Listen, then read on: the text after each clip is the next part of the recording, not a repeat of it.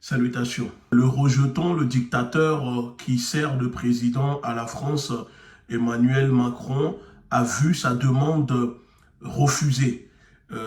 Il avait fait une demande pour participer au sommet des BRICS qui se déroule le mois d'août en Afrique du Sud, à Johannesburg. Donc il faut savoir que les dirigeants américains, britanniques et surtout français sont snobés par les membres des BRICS, et le refus au président Macron de se voir participer au sommet des BRICS est une bonne nouvelle pas seulement pour les BRICS, mais pour l'Afrique, pour le reste du monde. Ceux qui luttent contre cette domination occidentale, l'impérialisme occidental. Parce qu'aujourd'hui, Macron est devenu un rejeton.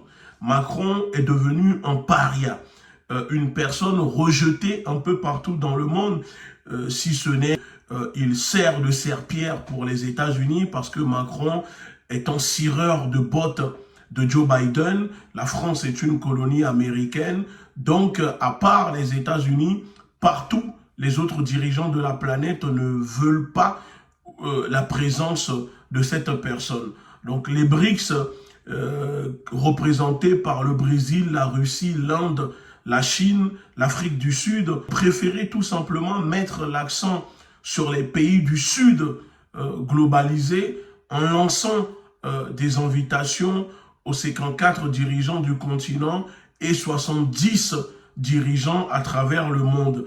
Parce que pour les BRICS, l'idée est de favoriser ces pays qui sont attaqués, agressés, marginalisés par la France, les États-Unis, la Grande-Bretagne, etc.